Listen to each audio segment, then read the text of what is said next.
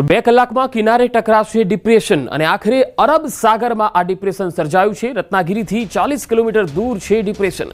બપોર પહેલા કિનારે ટકરાઈ શકે છે ડિપ્રેશન। રત્નાગીરી દાપોલી વચ્ચે ટકરાવાની સંભાવના છે। આ તસવીર જુઓ। હવામાન વિભાગે આ તસવીર જારી કરી છે। 2 કલાકમાં કિનારે ડિપ્રેશન ટકરાઈ શકે છે। ગોવા અને મુંબઈના જે દરિયાકાંઠાના જે વિસ્તારો છે ત્યાં ધોધમાર વરસાદની પૂરેપૂરી સંભાવના છે અને આજે દિવસભર ત્યાં ધોધમાર વરસાદ થઈ શકે છે।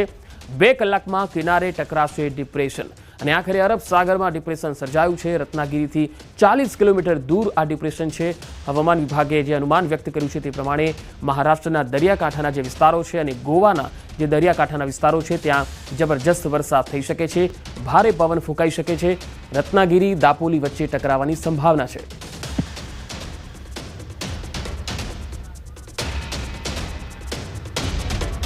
દક્ષિણ ગુજરાતમાં મિની વાવાઝોડાએ કહેર મચાવ્યો છે। કાંઠાના ભાગોમાં મિની વાવાઝોડાથી નુકસાનના અહેવાલ આવી રહ્યા છે। ભૂક્કા બોલાવી દેનારો પવન અને તોફાની વરસાદ અહીંયા ખાબક્યો। બારડોલીમાં તોફાની પવનથી ઘણા વૃક્ષો ધરાશાયી થયા। આ તસવીરો જુઓ। સ્વરાજ આશ્રમના મેદાનમાં આનંદ મેળાનો મુખ્ય ગેટ પણ ધરાશાયી થઈ ગયો। લગ્નસરાની મોસમમાં મિની વાવાઝોડું વિલન બનીને આવ્યું। બારડોલીના અસ્તાન ગામમાં ચાલુ લગ્નમાં તોફાની વરસાદ ખાબક્યો હતો। ભારે પવનથી લગ્નનો મંડપ જ પડી ગયો। 2 અલગ અલગ તસવીરોમાં તમે જોઈ શકો છો। પહેલી તસવીરમાં ધોધમાર વરસાદ અને પવન ફૂંકાઈ રહ્યો છે। બીજી તસવીરમાં બધું તહેસ નહેસ થઈ ગયેલું જોઈ શકાય છે। ગુજરાત સરકારના હવામાન ખાતા અને હવામાન નિષ્ણાત અંબાલાલ પટેલે દક્ષિણ ગુજરાતની અંદર ભારે પવન સાથે વરસાદ થવાની શક્યતાની આગાહી કરવામાં આવી હતી। જે અંતર્ગત મિની વાવાઝોડું બારડોલીની અંદર વહેલી સવારે ત્રાટકવા પામ્યું હતું। દ્રશ્ય બતાવવાના પ્રયાસ કરીશ કે બારડોલી નગરની અંદર સ્વરાજ આશ્રમના જે મેદાનની અંદર જે છેલ્લા 20 દિવસથી ચાલી રહેલ આનંદ મેળો જે ચાલતો હતો એનો જે મુખ્ય પ્રવેશ દ્વારનો ગેટ છે એ ભારે પવનની અંદર ધરાશાયી થઈ જવા પામ્યો હતો। જે અંતર્ગત આનંદ મેળાના સંચાલકને ભારે નુકસાની વેઠવાનો વારો આવ્યો છે। તો વાત કરીએ બારડોલી નગરની, ખાસ કરીને તો બારડોલી નગરના મુખ્ય માર્ગો ઉપર અનેક જગ્યા પર વૃક્ષો ધરાશાયી થવા પામ્યા છે। તો બીજી તરફ જે હાલ આ કમોસમી વરસાદને લઈને જે લગ્ન સિઝન ચાલુ હોય, લગ્ન સિઝનના મંડપો પણ ધરાશાયી થવાની ઘટનાઓ બની છે। દ્રશ્યમાં જોઈ શકો છો કે આનંદ મેળાના સંચાલકને નુકસાન છે। આનંદ મેળાના જે કામદારો છે એ આ ગેટને ફરીવાર ઊભો કરવાની એક જહેમત કરી રહ્યા છે। ખાસ કરીને જે વહેલી સવારે જે ભારે પવન સાથે વરસાદ વરસતા આ મિની વાવાઝોડાએ એક કહેર મચાવ્યો હોય એવા ચોક્કસપણા દ્રશ્યો કઈ કહી જાય છે। કેતન પટેલ, ન્યૂઝ 18 ગુજરાતી, બારડોલી।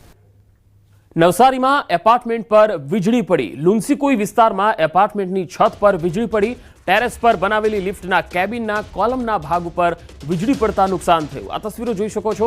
વીજળી પડવાના કારણે બિલ્ડિંગની લિફ્ટનો ભાગ પણ પ્રભાવિત થયો। લિફ્ટનો વીજ પુરવઠો પ્રભાવિત થયો। સદનસીબે મોટી જાનહાનિ ટળી ગઈ છે।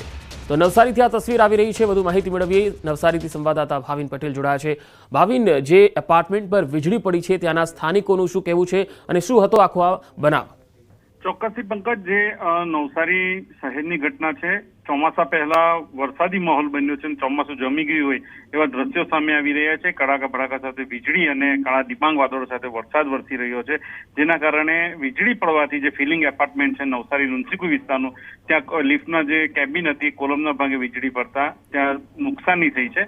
જે લોકો છે, જે એપાર્ટમેન્ટમાં રહેતા લોકો છે, એમનું કહેવું હતું કે ત્યાં કોઈ હતું નહીં, એટલા માટે સદનસીબે કોઈ મોટી દુર્ઘટના કે ઘટના બની નથી, પરંતુ આ રીતના જે વીજળી પડી હતી એના કારણે લોકોમાં હાલ ભયનો માહોલ છે। બીજી બાજુ જે વરસાદ છે પંકજ, વરસાદના કારણે જે નીચાણવાળા વિસ્તારો છે કે સમસ્યા સામે આવી છે અને લોકો રાહદારીઓને જે સમસ્યા સામે આવી રહી છે। હજુ પણ વરસાદી માહોલ છે, જે રીતના હવામાન વિભાગે આગાહી આપી છે કે હજુ આગામી કેટલાક દિવસો સુધી આ રીતનું વાતાવરણ રહેશે। અત્યારથી નવસારી જિલ્લામાં દેમાર વરસાદ સવારે વરસી રહ્યો હતો, પરંતુ હાલ વરસાદે વિરામ લીધો છે। પરંતુ હજુ પણ પંકજ, નવસારી જિલ્લામાં વરસાદી માહોલના કારણે ખેડૂતો સહિત લોકો ચિંતામાં મુકાયા છે। જી ભાવિન, આપ મારી સાથે જોડાયેલા રહેશો। દક્ષિણ ગુજરાતથી જ વધુ એક ખબર છે અને ઘણા ભાગોમાં તોફાની પવન સાથે વરસાદી માહોલ છે। ત્યારે નવસારી શહેરની જો વાત કરીએ તો નવસારી શહેરમાં પડેલા સામાન્ય વરસાદમાં જનજીવન પ્રભાવિત થયેલું દેખાઈ રહ્યું છે। પૂર્વ અને પશ્ચિમ ભાગને જોડતા ઓવરબ્રિજ પાસે જ અહીંયા પાણી ભરાઈ ગયા છે। 110 કરોડ રૂપિયાના ખર્ચે માર્ગ અને મકાન વિભાગ દ્વારા તૈયાર કરવામાં આવ્યો હતો ઓવરબ્રિજ। મહાનગરપાલિકા બન્યા બાદ મનપા દ્વારા વધારાના 17 લાખ રૂપિયાનો ખર્ચ કરી પાણી રોકવા માટે દિવાલ ઊભી કરવામાં આવી, છતાંય પ્રી મોન્સૂન એક્ટિવિટીમાં જ આ વરસાદી પાણી ભરાઈ ગયા। રેલવે અંડરપાસમાં પાણી ભરાતા વાહન વ્યવહાર ખોરવાઈ ગયો। તસવીરો જોઈ શકાય છે જે પાણી ભરાયેલા છે। વધુ માહિતી સાથે ભાવિન પટેલ મારી સાથે લગાતાર જોડાયેલા છે। ભાવિન, પ્રી મોન્સૂન એક્ટિવિટીમાં જ તંત્રની પોલ અહીંયા ખુલ્લી પડી ગઈ, પહેલા જ વરસાદમાં પાણી ભરાઈ ગયા।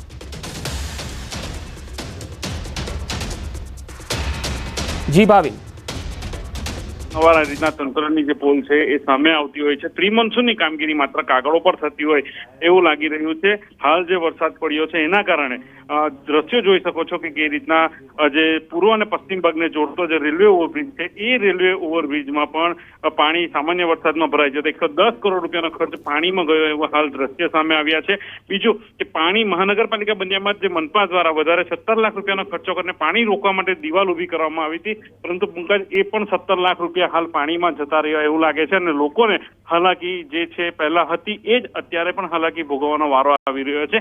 એટલે કે પંકજ ચોક્કસથી કહી શકાય કે 110 કરોડ રૂપિયા પણ માર્ગ મકાન વિભાગ દ્વારા ખર્ચીને પુલ બનાવવામાં આવ્યો, એ પણ રાહદારીઓને ચોમાસામાં કામ નથી લાગી રહ્યું। હજુ તો ચોમાસું શરૂ થવાનું બાકી છે। ચોમાસાની શરૂઆત થશે ત્યારે આ બ્રિજ ઉપયોગમાં નહીં લેવાશે જો આ પરિસ્થિતિ રહેશે તો। બીજી બાજુ જે અંડરપાસ છે ત્યાં પણ પાણીનો ભરાવો થતો હોય છે। એટલે કે જો અંડરપાસમાં પણ પાણી ભરાશે અને જો આ પુલના જે પુલ પછી જે વાહન ચાલકો નીચે ઉતરે છે ત્યારે જે પેસેજ જે છે ત્યાં દિવાલ જે બનાવી છે ત્યાં પણ પાણી જે ભરાતું હોય છે, ત્યાં પણ જો પાણી ભરાયેલું રહેશે તો વાહન ચાલકોના ચક્રાઓ જે 15 થી 20 કિલોમીટરો છે એ લેવાનું આવી શકે એવી પરિસ્થિતિ હાલ પંકજ છે। જી ભાવિન, આભાર માહિતી આપવા માટે। અને હવે તાપીથી એક મહત્વપૂર્ણ ખબર આવી રહી છે। તાપી જિલ્લાના વાતાવરણમાં પલટો આવ્યો છે। સોનગઢ, વ્યારા, વાલોડ સહિતના વિસ્તારોમાં વરસાદી ઝાપટા શરૂ થયા। વરસાદને કારણે વાતાવરણમાં ઠંડક ફેલાઈ છે। લોકોને ભારે ગરમી અને ઉકળાટથી રાહત મળી છે। ઉનાળુ ડાંગર પકવતા ખેડૂતોને માથે સંકટ તોડાઈ રહ્યું છે। હાલ ઉનાળુ ડાંગરનો પાક ખેતરોમાં તૈયાર છે, ત્યારે વરસાદને કારણે ખેડૂતો ચિંતામાં મુકાઈ ગયા છે।